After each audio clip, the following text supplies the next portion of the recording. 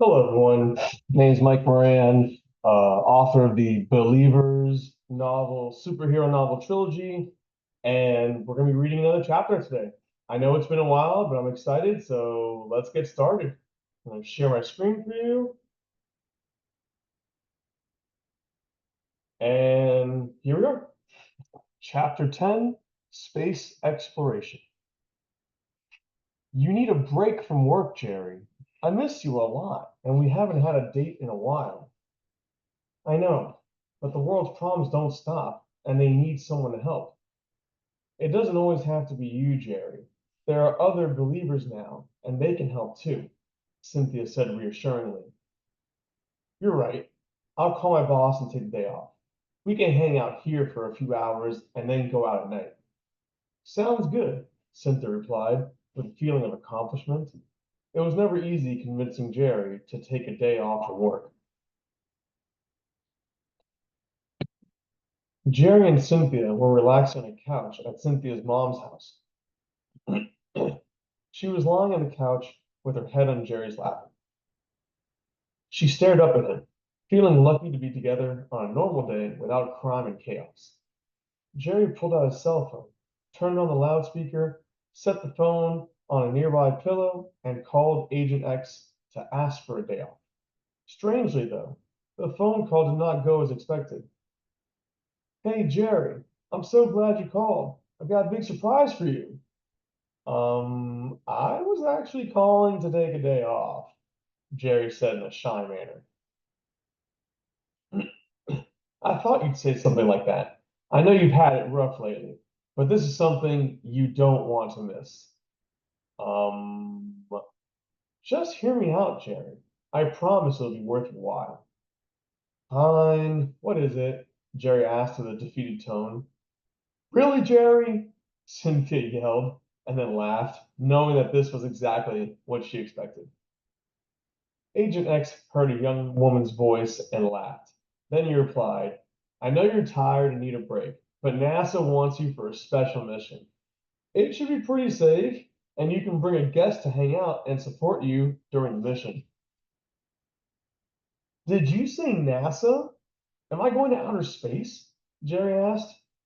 Yes, they want you to go to outer space. You're going to be an astronaut, Agent X shouted. He was unusually excited because he's never worked with NASA or anything involving outer space. His FBI work usually doesn't allow for this, but Jerry was a special agent, and this was a special case. Isn't that dangerous? How long will it take? Astronauts are usually gone for months at a time. I'll kill you if you agree to this, Jerry, Cynthia snapped. Agent X laughed again and said, Tell your girlfriend that you'll only be gone for one day, and she can tag along the whole time.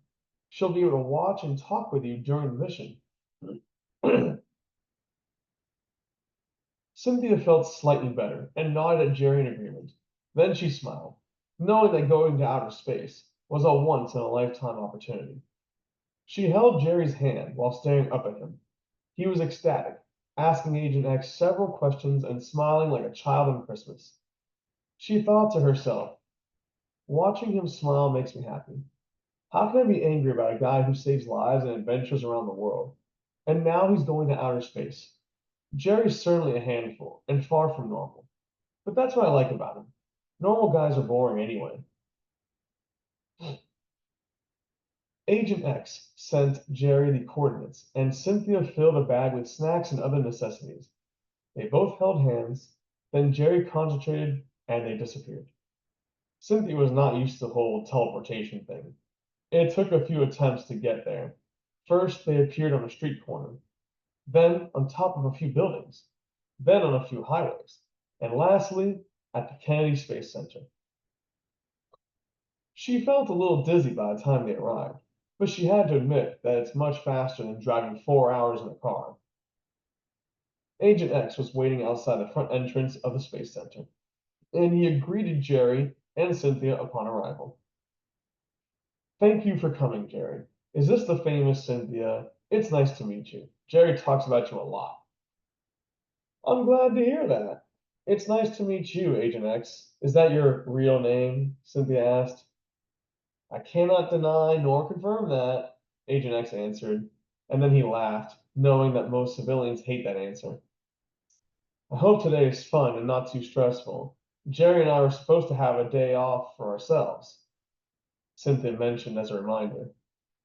I know this isn't what you expected to do today, but I hope you enjoy it.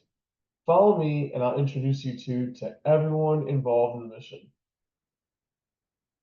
Jerry and Cynthia followed Agent X through several hallways and restricted access doors. Eventually, they arrived in the control room with countless computers and personnel. Everyone stopped their work, turned to look at Jerry and Cynthia, and shouted, "Welcome to Kennedy Space Center!" Jerry waved happily, and Cynthia looked shyly at Jerry. She was surprised by the warm welcome and still could not believe they were there for a space mission. Agent X introduced everyone and then walked Cynthia over to a computer desk. There were two computer monitors and a headset, all for her. She happily sat down and watched Jerry on the computer screens through multiple cameras while he prepared for his space mission.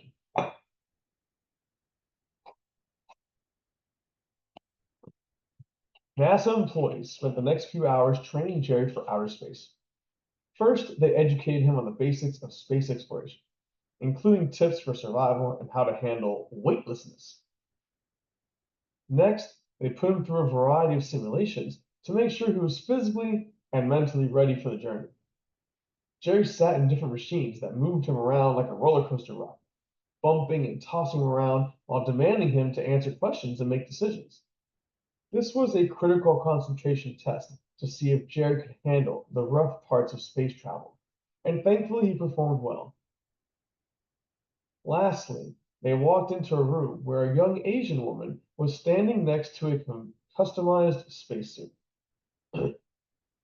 Hello, Jerry. My name is Dr. Wang. My name is Dr. Wang, and I'm in charge of this operation. First, we'll talk about the specialized spacesuit and how it is tailored for you. We began developing the suit for you last year, after we learned about your powers. We knew that if anyone could explore outer space and gather new information, it was you. That's so cool. How did you find out my size? Jerry asked. Chief Grimes provided those details from your police uniform. Wow, I gotta thank the chief tomorrow. He's always got my back. Anyway, Dr. Wong said with a slight attitude, trying to keep Jerry focused. If you look closely at the suit, you'll notice that it's solid, heavy, and stiff. You won't be able to walk or physically move at all. What? How am I supposed to explore outer space if I can't move? Jerry exclaimed. Well, you tell me, Jerry. What's your fastest form of movement? Dr. Wong questioned him with a grin. Jerry thought for longer than necessary and then answered, I can teleport. Yes, that is correct. I'm glad you figured it out. This suit can survive extreme temperatures and physical damage, just like a space shuttle, and you can easily teleport around space without a problem. There are also two cameras, one in your chest and another in your back. This will record everything happening around you. Lastly, your suit has emergency food and water and enough oxygen for 8 hours, and a warning system if it becomes compromised. If the warning system turns on, you must teleport back to Earth immediately. Any questions? Jerry's head was spinning. That was a lot of information to absorb in a short period of time, and it made the mission feel more real and dangerous.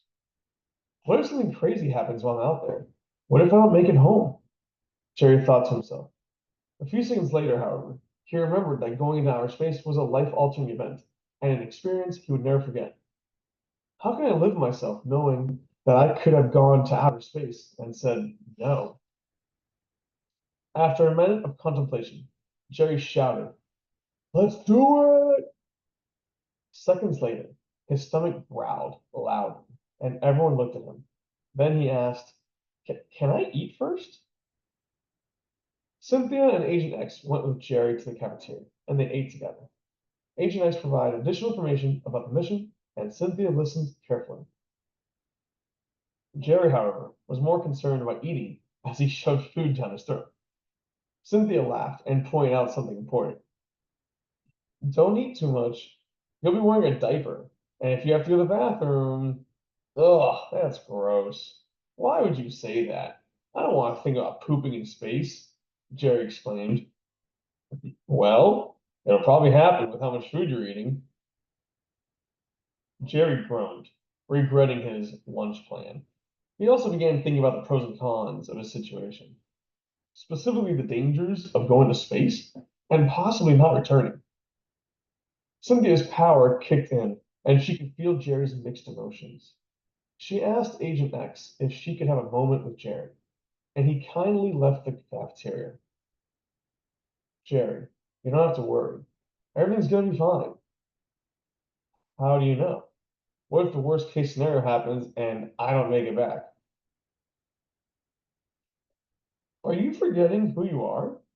Cynthia asked with a strong tone. You're a hero and a believer. You're the guy who can do anything. This will be a piece of cake for you. Jerry smiled, feeling better and more up to the task. He looked at Cynthia and said, Thank you. I'm glad you're here. I could never do this without you. Cynthia smiled and gave Jerry a kiss, and then she said, Glad to be here. Now let's get you to outer space. They met with Agent X again and went back to the main control center. Cynthia sat down in her assigned computer desk, and Jerry began climbing into his spacesuit, which took 45 minutes. Eventually, Jerry was ready, but Dr. Wong had a final piece of vital information. Your suit will have open radio communication and live video streaming for us to see and hear what you are doing. Unfortunately, this will only work within our solar system. When you travel further away, everything will be significantly delayed. Radio communication and video streaming may take several minutes or hours to reach us. Therefore, we will rely upon Cynthia to keep us informed of your status. Cynthia's ears perked up and she said, Me? How can I help? Don't you have a believer power too? Dr. Wong asked for reassurance. You can feel Jerry's emotions, right? Cynthia's eyes lit up and she said, yes, I can do that. But I've never tested how far it goes. I don't know if it'll work in space. Jerry confidently yelled, I know it'll work. I believe in you, Cynthia. You got this. That immediate response made Cynthia feel more confident, and she replied, Okay, I'll do my best. Good, because it's time to go. We're running behind schedule, Agent X announced. Let's get the show on the road. Over a dozen NASA employees stared at Jerry, waiting for him to begin. Jerry was confused, not sure what to do next. Dr. Wong irritably yelled, What are you waiting for? Teleport to outer space already. Jerry was caught by surprise, and he quickly replied, Yes, ma'am. Then he concentrated for a moment and disappeared. When Jerry first teleported into outer space, he was floating in front of the moon. It was the only clear image Jerry had in his mind, so that was the starting point of his space journey. He slowly turned around and observed his wondrous surroundings. He could see hundreds of stars, darkness, light, a familiar blue hemisphere, satellites, and the moon pulling him toward it. He allowed himself to fall, wanting to see and touch the moon for the first time in his life. Jerry felt his body gaining velocity, falling faster and faster. Just before hitting the ground, he created short bursts of energy, like a mini jet engine, to slow his descent and cushion the fall. After landing on the moon, he tried walking around and quickly remembered the suit is rigid and immobile.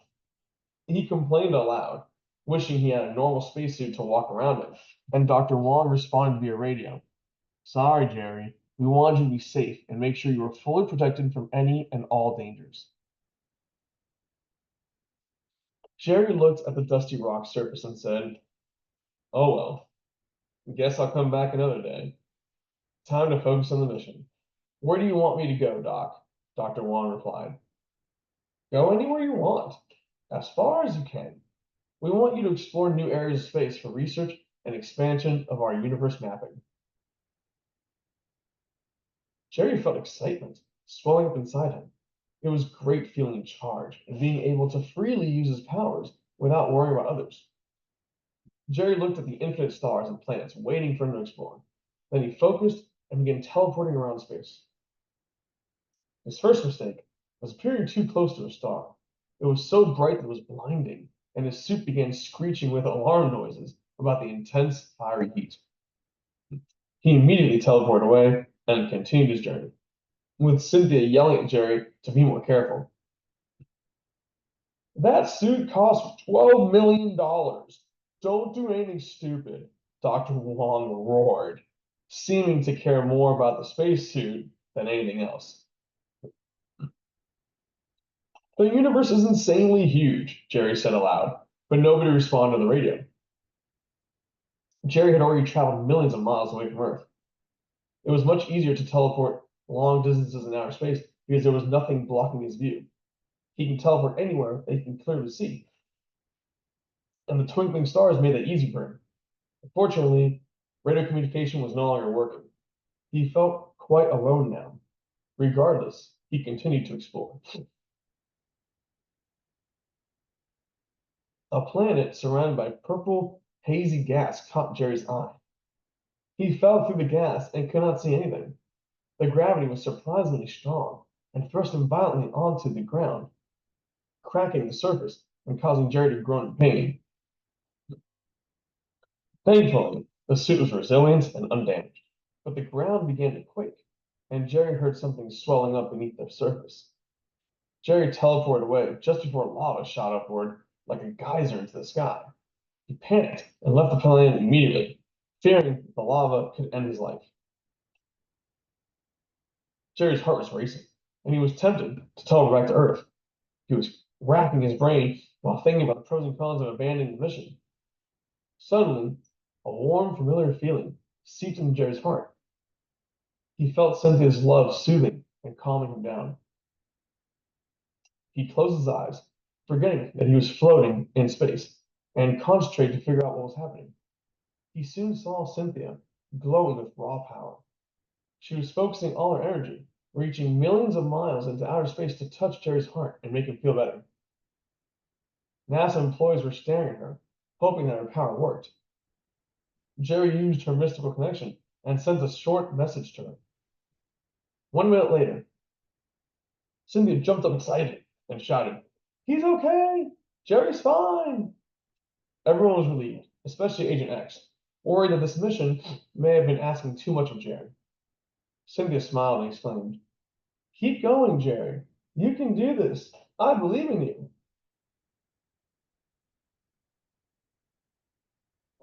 Thanks to Cynthia, Jerry felt pumped full of confidence and adrenaline, so he decided to challenge himself and do something crazy: teleport into an asteroid field. He was expecting to see asteroids flying everywhere, and he wanted to shoot them all like a video game, but that wasn't the case. When he appeared inside the asteroid field, there were plenty of giant rocks floating around, but they were far apart and not threatening at all. After a moment of consideration, Jerry came up with an idea. He began concentrating and soon created an energy field around himself, glowing with red, crackling energy. Jerry began launching himself at asteroids, and boom! Each time his energy field crashed into an asteroid, it caused an explosion that launched him into another asteroid. Boom, boom, boom. "This is awesome!" Jerry screamed as he bounced around the asteroid field like a pinball, blowing up everything in his path. Being able to max out his powers without any chance of hurting others was a dream come true, and something he could never do on Earth. Eventually, Jerry continued exploring outer space and found a very small frozen planet made of solid ice. He landed upon a mountainous peak on the planet and smiled, wanting to do something silly and fun. He purposely slipped and fell, using his hard spacesuit like a snow sled to slide down the mountain. He hit a few bumps and then an ice ramp that sent him soaring into the air. He was whooping and hollering, feeling excited and happy, just like the good old days with his family on snow vacation. Wanting to take a break, Jerry found a comfortable spot of snow and laid down to rest.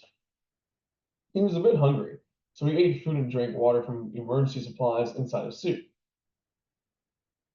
He also daydreamed for a while and looked up at the sky. A few minutes later, he saw something unexpected. A nearby star exploded into a supernova. He felt a massive energy spike, and immense power was rushing his way, and he instinctively teleported off the planet. When Jerry reappeared in space, he realized the ice planet was gone. Because of the supernova, there was now a black hole nearby, which was far more frightening in person. It was enormous, sucking in everything around it like a vacuum into nothingness. Space around the black hole looked distorted, as if reality itself was bending and breaking. Jerry could also feel many different forms of energy inside the black hole, all scrambled and convoluted. Watching a black hole up close was both educational and terrifying. To think that something this powerful exists in the universe, capable of destroying a planet in an instant, was unbelievable even for Jerry. He felt uncomfortable and ready to go home. Before heading home, however, he wanted to visit one more place, the sun. Jerry remembered his dreams of the past. The sun had spoken and revealed that it gave believer powers to him. His curiosity was piqued. He had to know if his dream was real or make believe.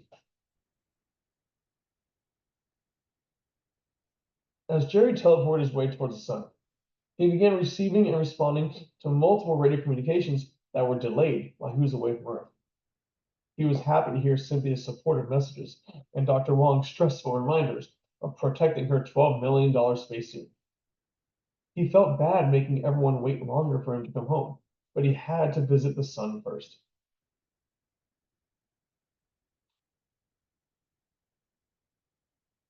Jerry could feel the intense heat as he drew closer to the sun, so he stopped for a moment and concentrated his power.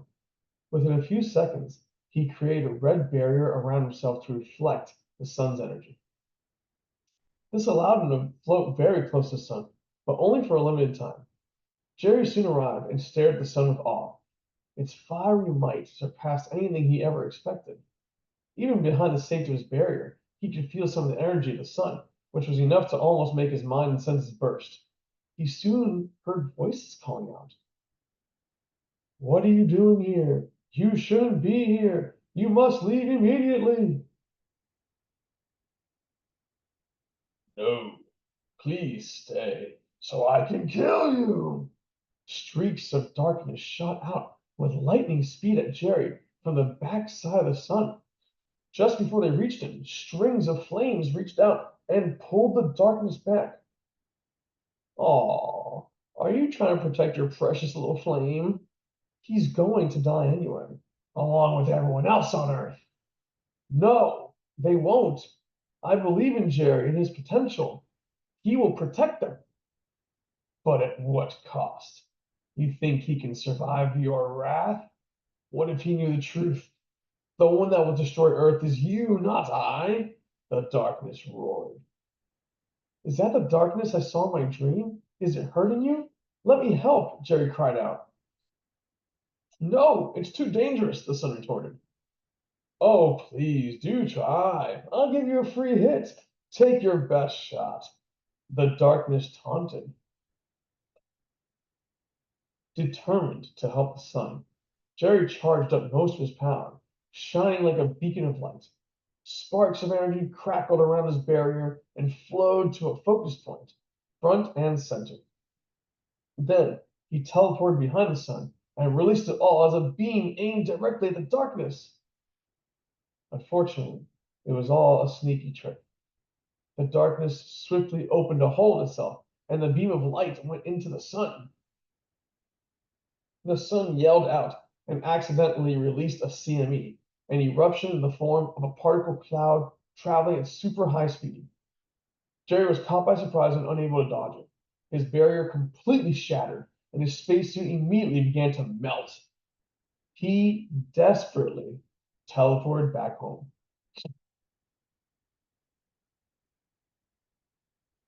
Jerry arrived in the Kennedy Space Center control room, with the spacesuit half melted and suffocating because the oxygen supply failed. He used his last remaining power to transform his body into energy and phase through the spacesuit. He phased out, and his body reformed on the floor, gasping for air next to Cynthia. She hastily jumped out of the computer chair and fell onto the ground to comfort him. Dr. Wong yelled out, "Are you an idiot? You could have died. And look at my spacesuit. That's $12 million. Who's going to pay for that? I hate you so much." All the other NASA employees stared at Dr. Wong, fearing her wrath, while Agent X grabbed a fire extinguisher and blasted the sizzling hot spacesuit. After the smoke cleared, Agent X said, "I guess the FBI will be paying for this. Thanks, Jerry." Jerry felt ashamed and said, "I'm sorry. I should have come straight home." A NASA employee stated, "Good news. Since the cameras were live streaming, we received all the data just before the suit melted." Dr. Wong calmed down a bit after hearing that and said, "Well, I guess that gives us something to look forward to. We must analyze all data immediately. Nobody goes home until the job is done." Agent X knelt down, put his hand on Jerry's shoulder, and said, "The mission was a success. Don't worry about the suit. Expenses are part of the job. Thankfully, nothing happened to you.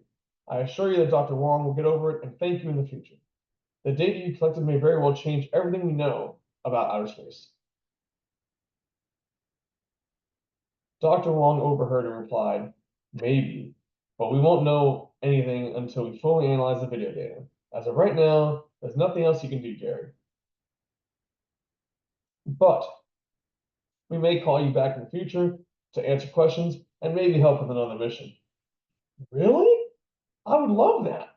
Outer space is incredible," Jerry responded enthusiastically.